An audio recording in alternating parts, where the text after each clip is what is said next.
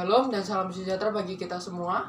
Sebelum saya memulai, saya ingin mengajak kepada kita semua untuk mengucapkan syukur kepada Tuhan Yang Maha Esa.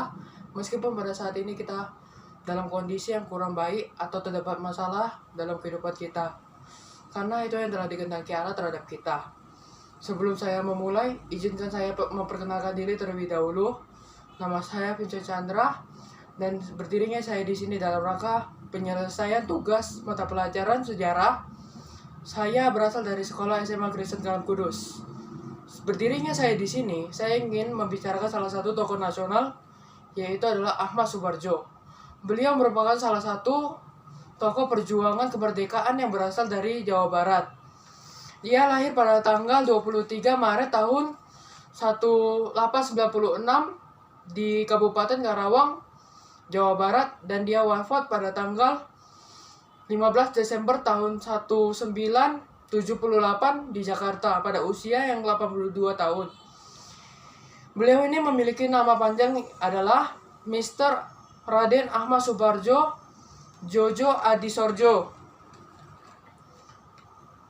Nama Ahmad Subarjo itu merupakan pemberian dari ibunya. Sebelumnya ia telah mendapatkan nama dari sang ayah yang bernama Teuku Muhammad Yusuf, yang merupakan pemberian dari ayahnya yang masih keturunan dari Aceh, dari Pidie. Kemudian nama belakangnya itu dibuatnya sendiri pada saat ia dipenjara pada saat terjadi kudeta pertama di Indonesia oleh Soedarsono. Beliau merupakan putra dari pasangan Teuku Muhammad Yusuf dan Wardina. Sang ayah merupakan keturunan Aceh dan bekerja sebagai pegawai pemerintah dengan jabatan Mantri Polisi, sedangkan ibunya merupakan keturunan Jawa Bugis dan anak dari camat di Teluk Agung, Cirebon. Pada saat dia masih muda, ia banyak mengikuti organisasi kepemudaan seperti Jong Java dan lain-lain, dan organisasi membuat dia menjadi disiplin. Pendidikan yang ditempuh oleh tokoh. Pada saat pertama kali ia menempuh pendidikan di Sekolah Rendah Eropa 3 atau 3 Europeanist Lager School atau ILS, dan kemudian dia pindah ke Sekolah Rendah Pertama B di Schoolwick Pasar Baru dan melanjutkan pendidikannya setara dengan SMA di Hogor Burger School di Jakarta tahun 1917. Dan kemudian Ahmad Subarjo ini melanjutkan pendidikan di Universitas Leiden, Belanda, dan memperoleh ijazah hukum yaitu Master in Direction tahun 1933. Selama masih mahasiswa, Ahmad Subarjo aktif dalam memperjuangkan kemerdekaan Indonesia melalui beberapa organisasi kepemudaan seperti Jong Java dan Persatuan Mahasiswa di Belanda.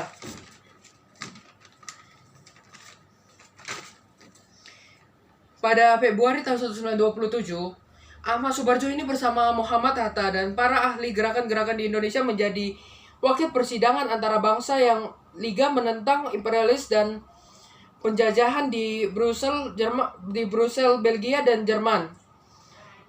Sebelum melanjutkan perguruan tingginya, Ahmad Subarjo ini aktif dalam organisasi seperti Trikoro Darmo yang merupakan nama sebelumnya yaitu Jong Java karena dinominasi oleh orang-orang Jawa.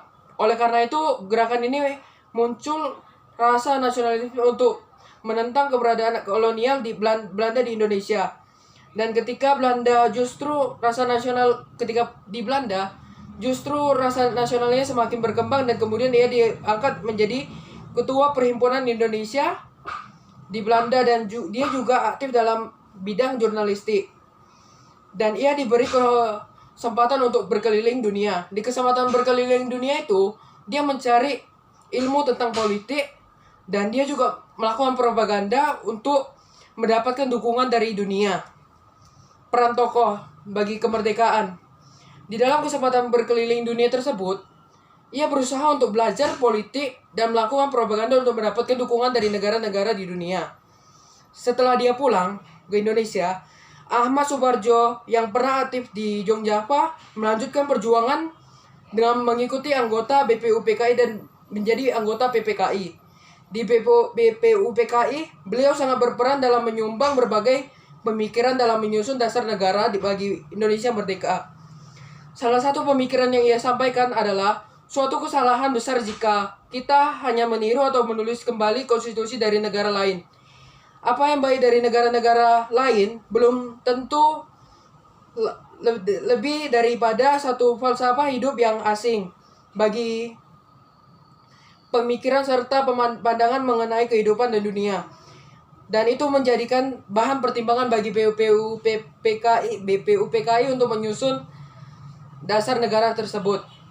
Dan karena keikutsertaannya di BPUPKI, dia diajak juga ke Panitia 9. Tujuan dari Panitia 9 itu untuk merumuskan pembukaan undang-undang.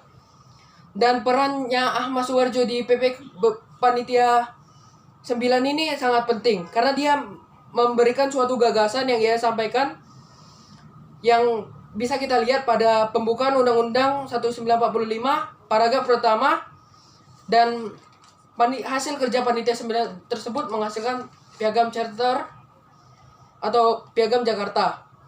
Menjelang kemerdekaan, peran Ahmad Suwarjo sangat besar dalam menyelesaikan terjadinya proklamasi yang dikumandangkan oleh Soekarno dan Hatta.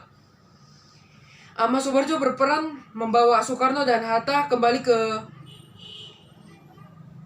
Indonesia setelah dicuri ke Reglas Dengklok.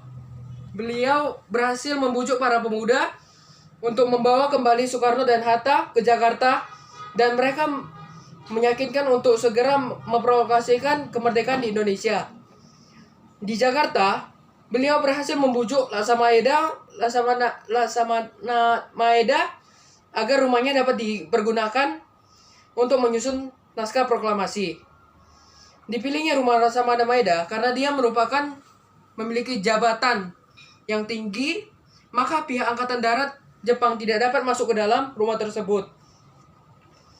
Peristiwa yang diikuti oleh tokoh tersebut adalah pada saat Soekarno dan Hatta ke Reglas Dengklok, beliau berhasil membujuk para pemuda untuk membawa kembali Soekarno dan Hatta, dan dia juga berhasil meyakinkan Laksamana Maeda untuk menjadikan tempat tinggalnya untuk menjadi tempat penyusunan teks naskah tersebut.